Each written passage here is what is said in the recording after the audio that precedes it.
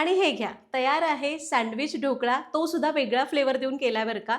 शक्यतो आपण रवा वापरून सँडविच ढोकळा करतो. इथं आपण रवा पण वापरलाय आणि वेगळा फ्लेवर सुद्धा दिलाय. शिवाय करताना सोप्या-सोप्या, साध्या-साध्या टिप्स सांगितल्या, ज्यामुळे तुमचा ढोकळा बिघडणारच नाही. बघायची रेसिपी तर व्हिडिओ शेवटपर्यंत बघा. आवडला तर लाईक नक्की करा आणि अशाच रेसिपीसाठी चॅनलला सबस्क्राईब करा. नमस्कार, सरिताच्या स्वयंपाकघरात म्हणजेच आपल्या सरिताज किचनमध्ये आज आपण काय करतो तुम्हाला समजलं. Sweet corn sandwich dhokla. Dhokla करताना बऱ्याच जणांना अडचणी येतात. तसं होऊ नये म्हणून टिप्स सांगणार आहे, अचूक प्रमाण सांगणारच आहे. पटकन रेसिपीला सुरुवात करूया.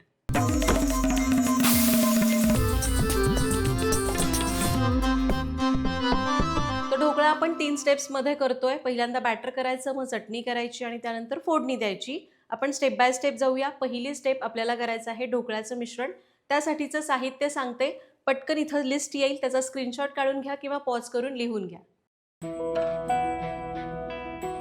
झालं साहित्य लिहून? पटकन लाईक करा. रेसिपीला सुरुवात करू. पहिल्यांदा आपण ढोकळ्याचं मिश्रण करूया.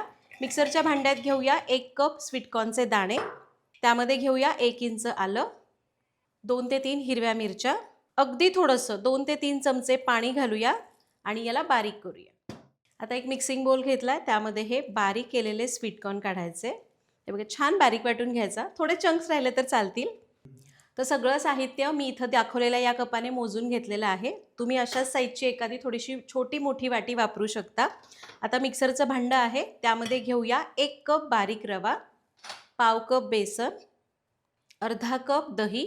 दही खूप आंबट नको, हलकं आंबट असेल तर चालेल. 1 चमचा लिंबाचा रस, चवीपुरतं मीठ, 1 चमचा साखर. तुम्हाला स्वीटकॉर्न खूप गोड आहेत म्हणून साखर नसेल, नाही घातली तरी चालणार आहे. आणि यामध्ये घालायचं आहे अर्धा कप पाणी. पाण्याचं सुद्धा प्रमाण अगदी बरोबर सांगते.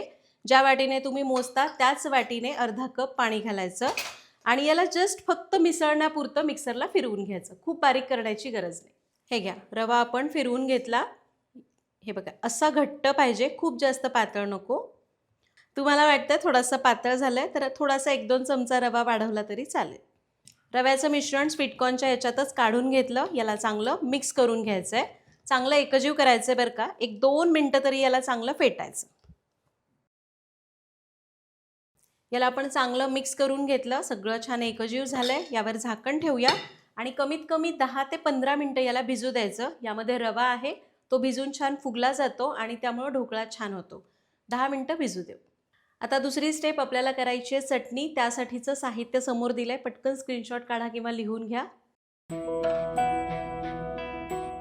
झालं लिहून? चटणी करूया. मिक्सरच्या भांड्यामध्ये घेऊया 1 कप गच्च भरून ताजी ताजी हिरवीगार कोथिंबीर. त्यामध्ये घालूया 10 ते 12 पुदिन्याची पानं, 1 इंच आलं, 2-3 हिरव्या मिरच्या, 2 टेबलस्पून भाजून सोललेले शेंगदाणे, 1 चमचा साखर, थोडासा चाट मसाला साधारण 1 अर्धा चमचा, चवीपुरतं मीठ. अगदी थोडंसं पाणी घालू आणि याला बारीक करू. आणि हे घ्या, आपली ही मस्त हिरवीगार चटणी तयार झाली. आता ढोकळ्याचं पीठ भिजत आलेलं आहे, 10 मिनटं होत आलेली आहेत. तोवर आपण काय करूया, ढोकळा ज्या भांड्यात करायचा आहे त्याला आपण तेल लावून घेऊ किंवा तुम्ही बटर पेपर वापरणार असाल तरी चालेल. ही तयारी आपल्याला आधीच करायची आहे बरं का.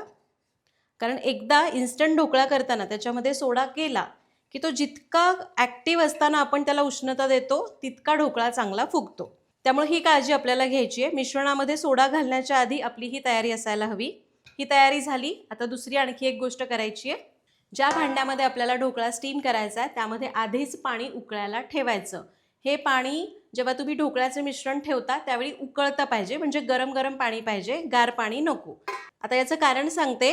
आपण जेव्हा मिश्रणामध्ये सोडा घालतो तो ॲक्टिव्ह असताना जर याला लगेच उष्णता मिळाली तर सोडा त्याचं काम अगदी चोखपणे करतो आणि चांगला फुगून ढोकळा छान जाळीदार होतो. पण जर तुम्ही सोडा घातला आणि असं खूप निवांत ठेवलं किंवा पाणी गार आहे मग हळूहळू उष्णता मिळाली तर ढोकळा त्याच्यातला सोडा हळूहळू इनॅक्टिव्ह होतो आणि ढोकळा पाहिजे तसा फुगत नाही. तर आपली तयारी झालेली आहे. पीठ पण भिजलेलं आहे. ढोकळा करायला घेऊ. आता आपण सँडविच ढोकळा करतोय त्यामुळे आपल्याला याचे 2 भाग करायचे. अर्ध मिश्रण आपण एका भांड्यामध्ये काढूया. आता मिश्रण अर्ध आहे त्यामुळे आपण सोडा आणि बेकिंग पावडर पण अर्ध अर्ध करूया. आपण अर्धा चमचा बेकिंग पावडर, अर्धा चमचा सोडा घालतोय. त्यातला पाव चमचा बेकिंग पावडर आत्ता घालू. त्याचसोबत पाव चमचा सोडा आत्ता घालूया. उरलेला बाकीच्या मिश्रणात घालायचा. याला मिक्स करून घेऊ. तुम्हाला जर संपूर्णपणे सँडविच बिंडविच असं काही न करता फक्त स्वीटकॉर्नचा ढोकळा करायचा आहे, जे आपलं सगळं मिश्रण असतं त्यामध्ये सोडा आणि बेकिंग पावडर घालायची आणि ढोकळा स्टीम करायला ठेवायचा. सोडा आणि बेकिंग पावडर चांगलं मिसळून घेऊ. हे बघा, सोडा बेकिंग पावडर घातलं की याला छान असं बबल्स यायला लागले ना, म्हणजे हे हलकं व्हायला लागले, सोडा ॲक्टिव्ह झाला आहे. याला आपण चांगलं मिसळलं नाही ना तर असं ना मध्ये मध्ये लाल लाल पॅचेस येतात, त्यामुळे चांगलं मिक्स करायचं. आणि हे घ्या, आपण याला छान मिक्स करून घेतलं आहे. तेल लावलेल्या डब्यामध्ये काढून घेऊ. तुम्ही ताट वगैरे वापरू शकता.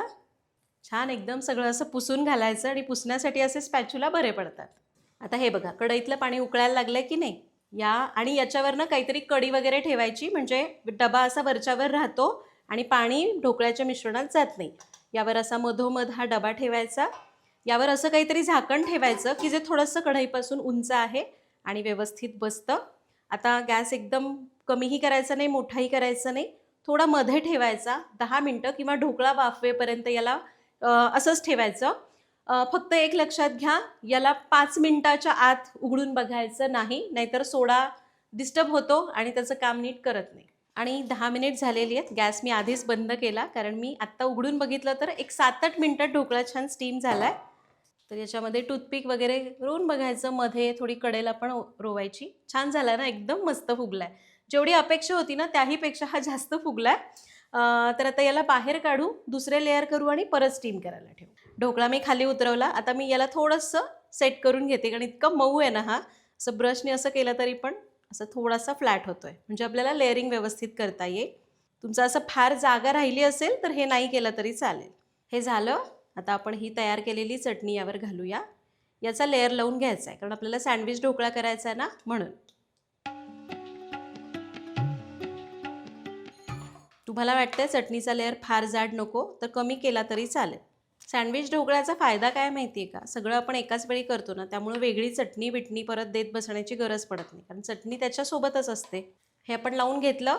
थोडं बाजूला ठेवूया आणि दुसऱ्या मिश्रणाकडे येऊया. आता या उरलेल्या मिश्रणामध्येही घालूया पाव चमचा खाण्याचा सोडा. पाव चमचा म्हणजे आपला पोहे खाण्याचा चमचा असतो ना, त्याने. आणि पाव teaspoon baking powder. Baking powder नसेल तर काही हरकत नाही, सोडाच थोडासा जास्त वाढवून घेतला तरी चालेल. याला मिक्स करूया. आता इथंही ही गोष्ट लक्षात घ्या, कढईतलं पाणी उकळायला ठेवायचं. हे घ्या, आपण याला चांगलं मिक्स करून घेतलं. परत याच्याकडे येऊ आणि हे मिश्रण यावर ओतून घेऊ.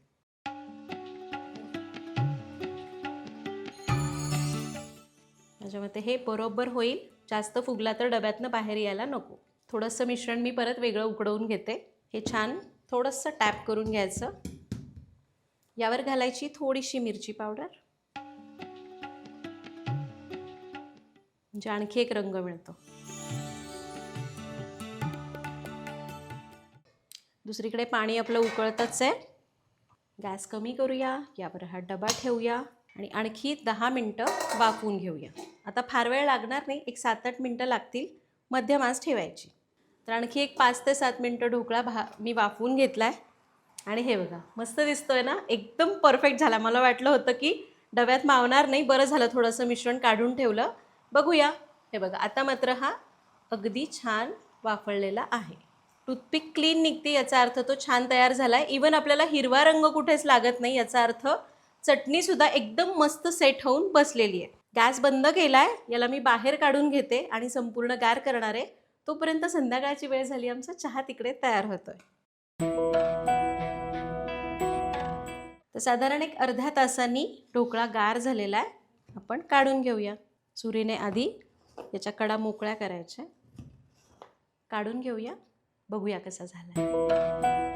वा, याला काढून घेतलं. आता एकदा सरळ करते आणि तुम्हाला लेयर्स दिसत असतील. मस्त असा सँडविच ढोकळा तयार झाला आहे. याला कापून घेऊ आणि फोडणी करू. तर याला आधी कट करूया. तुम्हाला जसे हवे तसे लहान मोठे तुकडे करू शकता.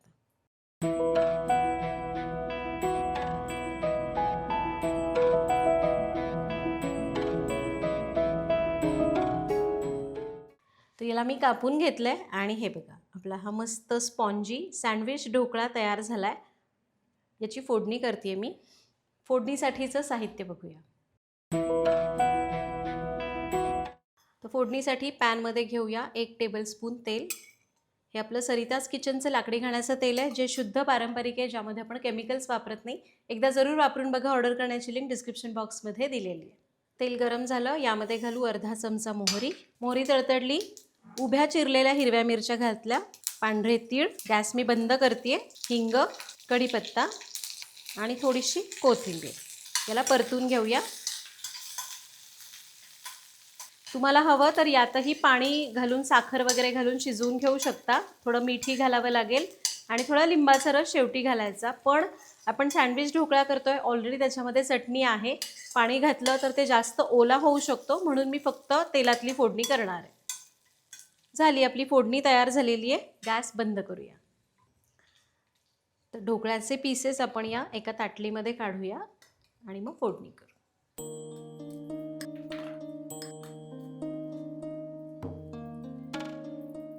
मस्त अशी गरमागरम फोडणी याच्यावर घातली, वरून बारीक चिरलेली कोथिंबीर घालायची आणि ढोकळा एन्जॉय करायचा.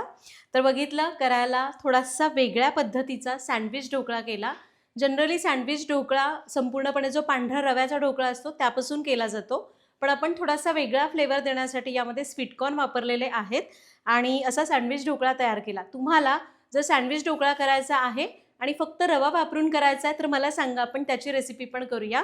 पण जर तुम्हाला फक्त सँडविच न करता फक्त स्वीटकॉर्नचा ढोकळा करायचा आहे, तर चटणीचा पार्ट सगळा स्किप करायचा. स्वीटकॉर्नचं जे बॅटर आहे त्यावेळी एकाच वेळी सोडा आणि बेकिंग पावडर घालायची आणि त्याला जसं मी सूचना दिल्या त्याप्रमाणे एकाच डब्यामध्ये एकाच वेळी सगळं वाफवून घ्यायचं. गार झालं की कापून फोडणी करायची. तर अशा प्रकारे तुम्ही सुद्धा ही रेसिपी थोडीशी वेगळ्या पद्धतीने काही नवीन ट्राय करायचं तर नक्की करून बघा. काही शंका असतील तर कमेंट्समध्ये विचारा. भेटूया पुढच्या भागात. धन्यवाद.